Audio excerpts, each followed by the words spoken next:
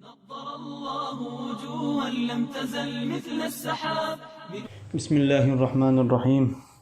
اللهم صل على محمد كلما ذكره الذاكرون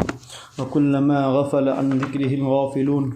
يا ربي صل وسلم دائما أبدا على حبيبك خير الخلق كلهم. اللهم صل على محمد كما صليت على إبراهيم وعلى آل إبراهيم إنك حميد مجيد. اللهم بارك على محمد كما باركت على إبراهيم وعلى آل إبراهيم إنك حميد مجيد. رب يسر ولا تعسر وتمم بالخير وبك نستعين يا فتاح. محترم و مکرم عزیز طلباء اعزام، سب سے پہلے میں اپنی طرف سے اور ارباب جامعہ کی طرف سے آپ کو سلام مسنون پیش کرتا ہوں۔ ہم سب اللہ رب العزت سے دعا کرتے ہیں اللہ تعالیٰ آپ حضرات کو بخیر و عافیت رکھے اور ان چھٹی کے ایام میں والدین کی فرما برداری کرتے ہوئے، ان کی خدمت کرتے ہوئے، اپنے اسباق کو سن کر اور سمجھ کر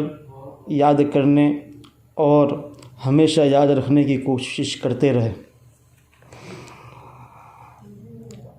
ہم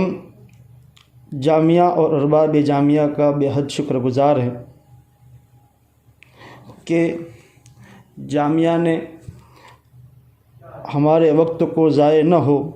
اس غرض سے ایک ایسا نظام مرتب کیا جس کے ذریعے آپ حضرات تک روزانہ کے اسباق پہنچتے رہے اور آپ کی اوقات ضائع نہ ہو۔ اللہ تعالیٰ ہم سب کو اسباق کو سننے اور سمجھنے کی توفیق عطا فرمائے۔ اللہ تعالیٰ نے اپنی قدرت کاملہ سے کائنات کا ایک عظیم نظام چلایا ہے۔ آسمان کی بلندیوں سے لے کر زمین کی پستیوں تک کائنات کا ہر فرد اسی نہج کے مطابق اپنا فرض پورا کر رہا ہے جو اللہ تعالیٰ نے اس کے لیے مقرر فرما دیا ہے، اور اس عالم کی ہر چیز افضل المخلوقات یعنی انسان کی خدمت کے لیے مصروف عمل ہے، اور اس عالم کی ہر چیز افضل المخلوقات انسان کی خدمت کے لیے مصروف عمل ہے، مگر خود اس مخدوم کائنات کی پیدائش کا مقصد واضح لفظوں میں قرآن کریم نے بیان فرمایا ہے، وَمَا خَلَقْتُ الْجِنَّ وَالْإِنسَ إِلَّا لِيَعْبُدُونَ، یعنی ہم نے جنوں اور انسانوں کو صرف اپنی عبادت کے لیے پیدا کیا ہے۔ اب یہ انسان اپنے مقصد پیدائش کی تکمیل اسی صورت میں کر سکتا ہے جب اسے اپنی زندگی میں پیش آنے والے تمام مراحل سے متعلق اللہ تعالیٰ کے احکام معلوم ہوں، اسے معلوم ہو کہ کس وقت میں میرے لیے کیا حکم ہے۔ یہی وجہ ہے کہ جناب رسول اللہ صلی اللہ علیہ وسلم نے احکام الہی سے واقفیت حاصل کرنے کو ایک مسلمان پر فرض کیا ہے۔ چنانچہ ارشاد فرمایا، طلب العلم فریضۃ علی کل مسلم، علم حاصل کرنا ہر مسلمان پر فرض ہے۔ لیکن مقام افسوس ہے کہ علم دین کی جس قدر اہمیت اور فضیلت ہے، اسی قدر ہماری طرف سے غفلت کا ارتکاب ہے۔ کتاب اللہ اور احادیث مبارکہ سے علم کے حاصل کرنے اور پھیلانے کے سلسلے میں بے شمار فضائل وارد ہوئے۔ علم دین اور فہم شریعت وہ متاع ہے کہ اگر اپنی ضروریات سے بڑھ کر اس میں اس قدر رسوخ اور گہرائی حاصل کر لی جائے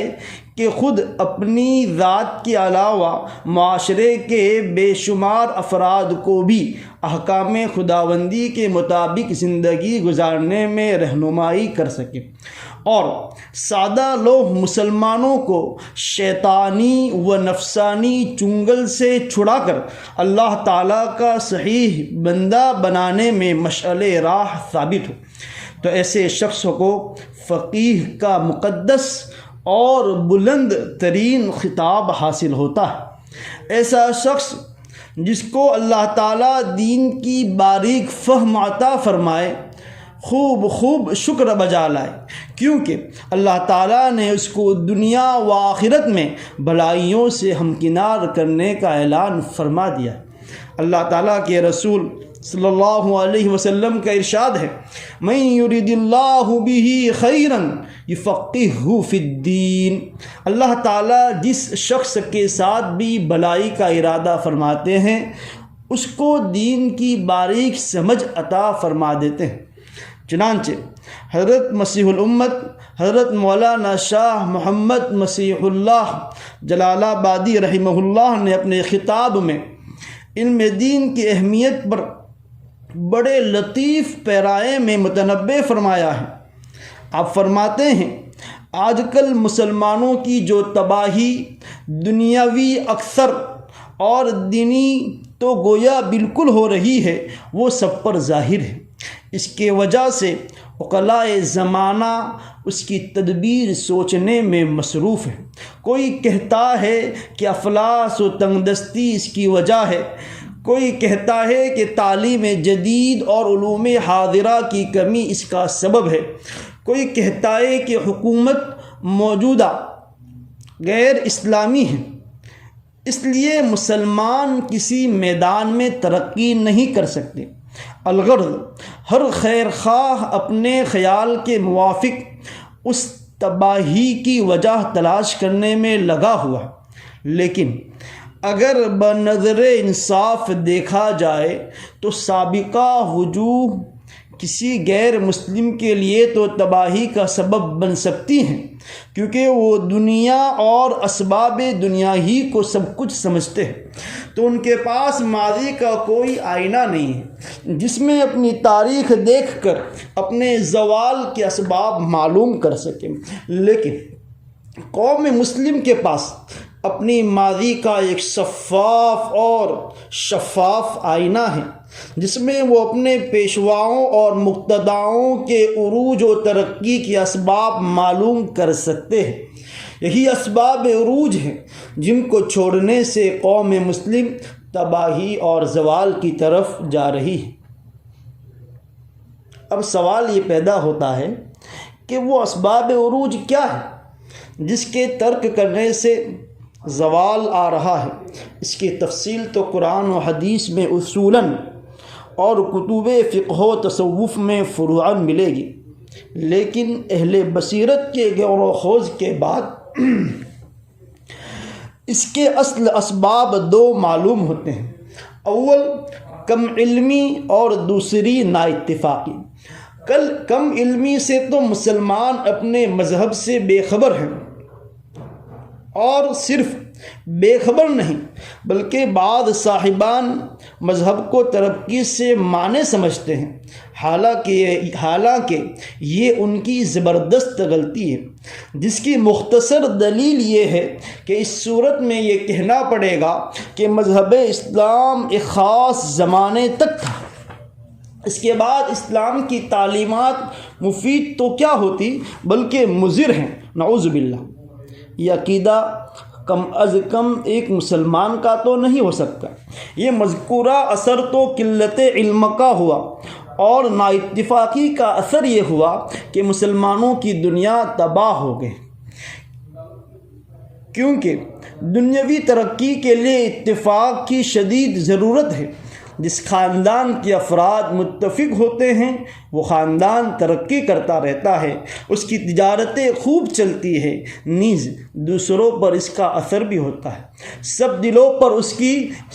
پر اس کی دھاک ہوتی ہے، اور جس گھر میں نا اتفاقی ہوتی ہے اس کے ہر فرد کا حشر اس بھیڑ جیسا ہوتا ہے جو ریوڑ سے جدا ہو جاتی ہے کہ چاہے اسے بھیڑ یا پھاڑے یا کوئی اور درندہ کھا لے۔ پس معلوم ہوا کہ تباہی کے اصل و سبب یہ دو ہیں، ایک کم علمی اور دوسری نا اتفاقی، اور خیر اتفاق کی کچھ ضرورت بھی سمجھی جاتی ہے۔ لیکن علم کے متعلق آج کل ایسے برے خیالات ہو گئے ہیں کہ دینی علم کو عیب شمار کیا جاتا ہے اور کہا جاتا ہے کہ اس کو پڑھنے سے فقیری اور محتاجی کے سوا اور کیا حاصل ہوگا۔ نئی تہذیب و روشنی کو کافروں کے خیالات اور ان کی پیروی کو فخر و عزت سمجھا جاتا ہے۔ استغفر اللہ۔ یہ مسلمان جو خدا کو خدا اور رسول کو رسول تسلیم کرے اور اس کے ایسے خیالات ہو، صاحبوں ہوش سنبھالو، یہی وہ باتیں ہیں جن کی وجہ سے رات دن عذاب الہی اترتا رہتا ہے۔ کبھی تنگ دستی ہے، کبھی قحط جیسی کمر توڑ گرانی ہے، کبھی ظالمانہ احکامات ہے، کبھی تفکرات اور رنجوں کا ہجوم ہے، اور یہ مصیبتیں تو وہ ہیں جو دنیا میں آتی رہتی ہے، اور آخرت کا عذاب الگ رہا جو اس سے کہیں بڑھ کر ہوگا۔ چنانچہ اسی مقصد میں کامیابی اور عام مسلمانوں کو احکام خداوندی پر مطلع کرنے کے لیے بے شمار کتابیں اور رسائل لکھے گئے جو اپنی اپنی خصوصیات کے ساتھ بلا شبہ افادیت کے حامل ہیں، مگر اس بات کی ضرورت تھی کہ کوئی ایسی کتاب سامنے آئے جو اردو کے سلیس پیرائے میں ملبوس ہو اور ساتھ ساتھ مشکل سے مشکل مسائل کو عام فہم اور دل نشین انداز میں بیان کیا جائے، اور احکام کے اصول، مثالیں اور عملی مشقیں اس انداز سے بیان کی جائے جن کا ذہن میں بٹھانا از حد آسان ہو، اور یہ کتاب ان خصوصیات کے ساتھ مزین ہو کہ مدارس اسلامیہ کے مبتدی طلباء، اسکول و کالج کے طلباء اور عام مسلمانوں کے لیے بطور نصاب پڑھائی جائے۔ لہذا اللہ جزائے خیر دے حضرت مولانا مفتی محمد نعیم دامت برکاتہم کو، جو جامعہ اشرف المدارس کراچی کے دارالافتاء کے استاد ہیں، کہ حضرت مفتی صاحب نے بہت ہی آسان اور عام فہم انداز میں تفہیم الفقہ نامی ایک کتاب مرتب فرمائی جو مبتدی طلباء کے لیے مسائل کو سمجھنے میں آسان بھی ہو اور اردو بھی ایسی عام فہم ہو کہ مبتدی طلباء اسے آسانی سے سمجھ سکیں۔ لہذا کتاب کے لکھنے کے مقصد سے متعلق حضرت مفتی نعیم صاحب خود تحریر فرماتے ہیں، بنام خدا کتاب کے آغاز کے بعد جلد ہی میرے دل میں شدت کے ساتھ یہ احساس پیدا ہوا کہ ایسے ہونہار عزیز طلباء جو ابھی عربی زبان سے ناواقف اور نابلد ہے، ان کو ابتدا ہی سے ایسی کتاب کے سمجھنے کا پابند بنانا جو عربی میں فقہ حنفی کا متن ہے، ان کی طاقت سے زیادہ ان پر بوجھ ڈالنے کی مترادف ہے۔ کتاب کے آغاز ہی میں اس بات کا اندازہ ہو گیا کہ سال بھر کی کاوش کے بعد یہ کتاب ان کے گوش گزار تو کی جا سکتی ہے، اور فقہ اسلامی سے ہلکا پھلکا انس بھی پیدا ہو سکتا ہے، مگر اس سے اس فقہی بصیرت کا پیدا ہونا مشکل ہے جو ان کی عملی زندگی میں رہنمائی کر سکے اور فقہ حنفی کی مرکزی کتب کے سمجھنے میں زیادہ مددگار ثابت ہو سکے۔ لہذا مفتی نعیم صاحب نے فقہ حنفی کی اصولی کتابوں سے پہلے عام فہم کتاب تفہیم الفقہ کو مرتب کیا، اور انہوں نے اس کتاب کو مرتب کرنے کے لیے بدائع الصنائع کو مرکز بنایا، اور بدائع الصنائع کو سامنے رکھتے ہوئے اس کتاب کو ترتیب دی، اور انہوں نے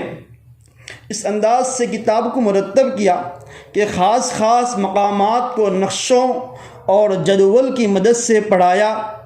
اور ساتھ ساتھ عملی مشقوں کے ذریعے مسائل کو ذہن نشین کرانے کا عمل بھی کیا۔ ہم امید کرتے ہیں کہ یہ کتاب طلبہ عربی اول کے سمجھنے کے لیے آسان بھی ہوگی اور مسائل کے ساتھ ساتھ اردو زبان پر گرفت بھی ہوگی۔ انشاءاللہ آئندہ کل سے باقاعدہ اسباق شروع ہو جائیں گے۔ اللہ تعالیٰ سے دعا گو ہے اللہ تعالیٰ ہم سب کو کہنے سننے سے زیادہ عمل کرنے کی توفیق عطا فرمائے، اسباق کو ہمارے لیے آسان سے آسان تر بنائے۔ السلام علیکم ورحمۃ اللہ وبرکاتہ۔